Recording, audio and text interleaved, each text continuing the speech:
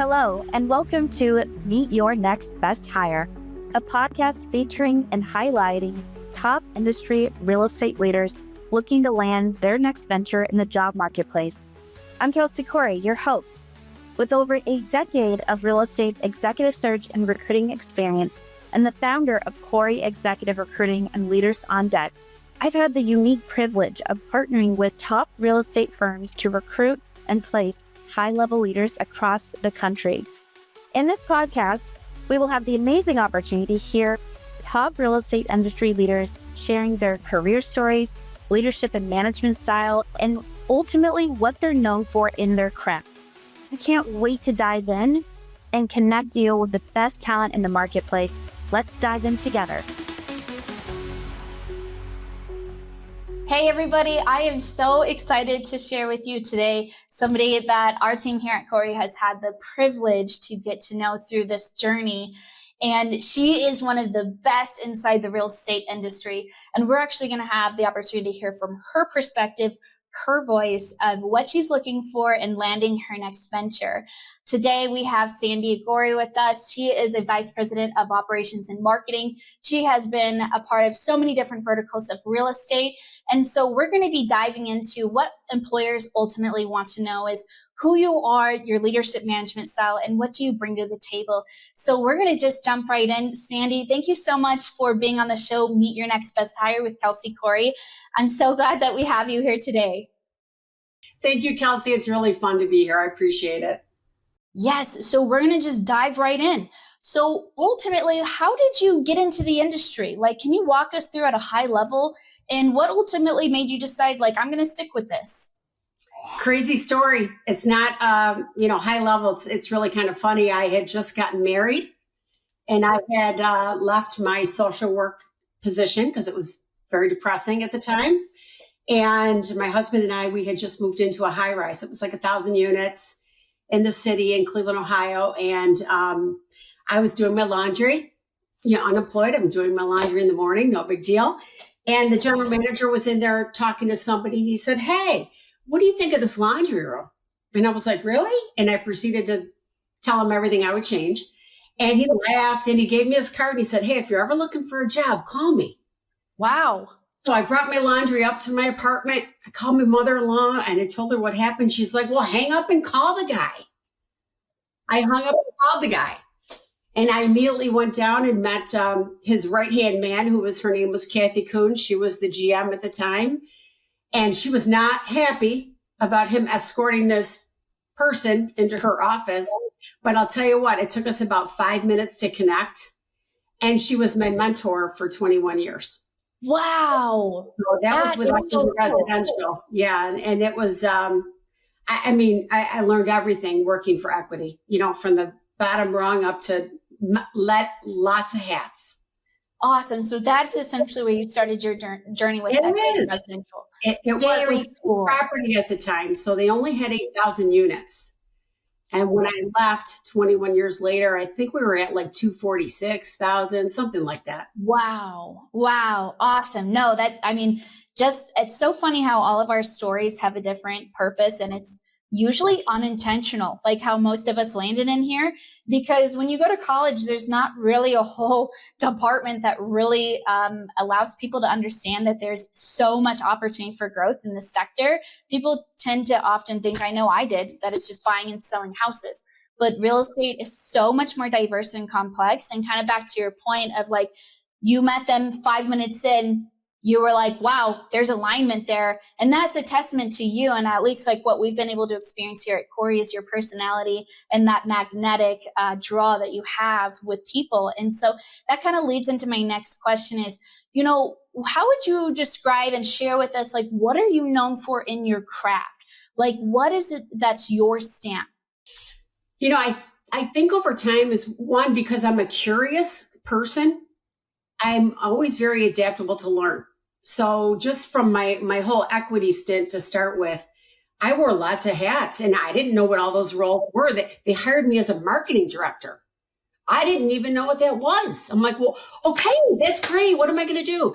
So, I think just being open-minded and being adaptable and finding what you like to do, I think helped me segue into having all those opportunities. And that's what one of the things I think I'm good at is one, saying yes, and not saying, well, I don't think so, or I don't think I can do it. Like, heck yeah, let's try it. And, going for it. I mean, having the confidence that if I fail, I'll tell you I failed, or I can't do it, or I hate it.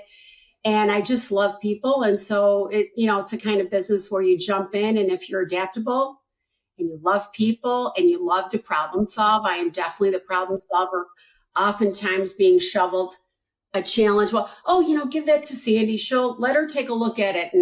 And before you know it, I'm all in and we're figuring out a way to fix it. So I guess kind of a fixer, problem solver is probably what I'm known for. Yes, and that kind of leads naturally into our next question is like, what's a couple strengths? And this naturally is kind of a combination that you would be able to share with us that you bring to the table. Well, I think it's, my base strength, again, is going back to being adaptable and teachable. Some people just kind of stop somewhere in their career and they get dug in and they forget, like, there's a lot going on out there and everything changes. I mean, hey, I started in the business. We didn't have computers. Right. That's scary. Okay. Yeah. We just started getting our first cell phone and it was a walkie-talkie and it was so cool. Now it's like a joke. So you have to have that flexibility and that curiosity and wanting to grow and do more. But I'd say my biggest strengths are curiosity and innovation. I like to do new things. I like to learn new things. I'm right now learning all about AI.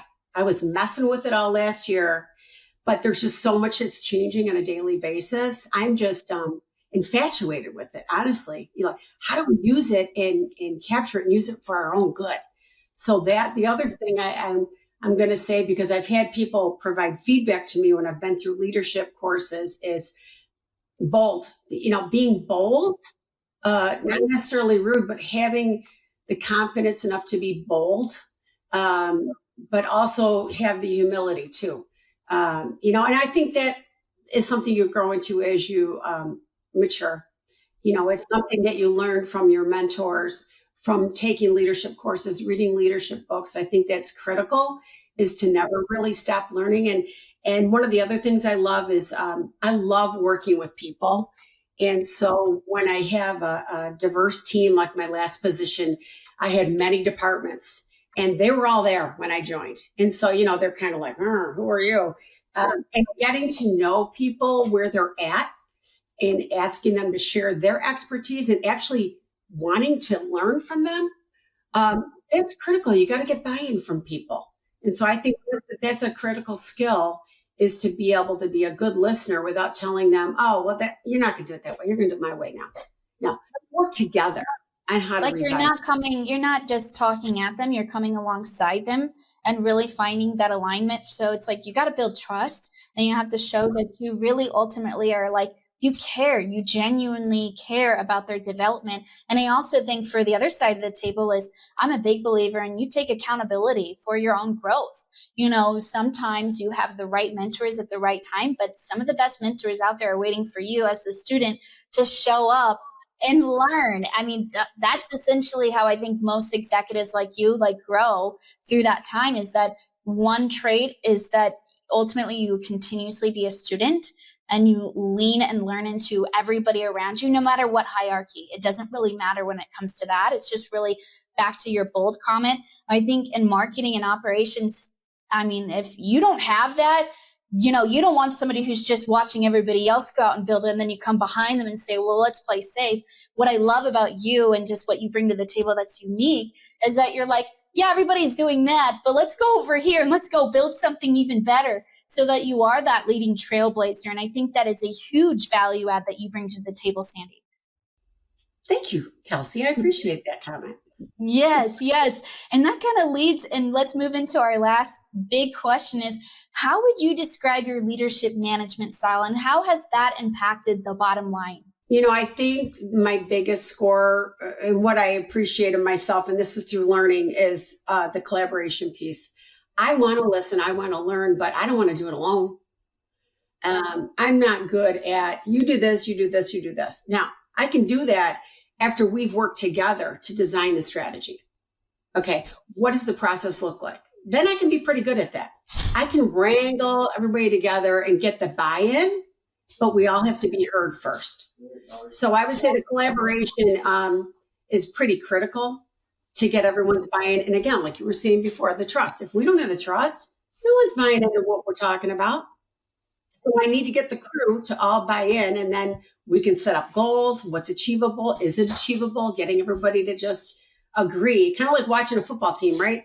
If they aren't really agreeing and they aren't really working in sync, they're not doing too well. It's kind of like, I'm a Cleveland Cavs fan, okay? If anybody knows, there's history there. And this year it's just been incredible to watch these guys because they're connected, they're collaborating, they're listening, and they are all into the goal. And you can see it. And it's like, when you can visualize and just say, yep, that team's got it together. And then there's other teams that are infighting. That happens at work all day long. We should be helping each other. So I think I like to play that role of really trying to get everybody together and then to promote how we're going to get there, get to that end result. I love it. It's kind of goes back to like, you can't win alone. You can only win together. And that's really like, it is cool that you connect it back to sports, because some of the highest, most elite sports out there, I mean, that is probably the most biggest fundamental of like, if you're going to win that game or whatever it is that you're aiming towards, it's like nobody did it alone. Everybody's got to get on the same team. And if they're not in alignment, it's going to be very apparent, and everyone's going to be watching. And so I really love that you bring that back to collaboration, the buy-in, being bold, being confident, and being able to continue to go out there and try new things, implementing AI. And I mean, it's crazy to keep up with all the exciting things that are happening inside this space. But, what's the best way for people to get a hold of you, Sandy, and to be a part of your network? I'd love to connect with anybody who's out there and they're interested in just chatting and being a connection, or maybe has a lead or some ideas for me. You can reach me by my cell phone, my email, which is SGORIE. Actually, use my other email, SEGORIE239@gmail.com. And that'll be provided to you in this. And or tap me up on LinkedIn. I'm in there all the time. I get notifications all day long, and I've got a big network, and I'm always looking to make new friends. So awesome.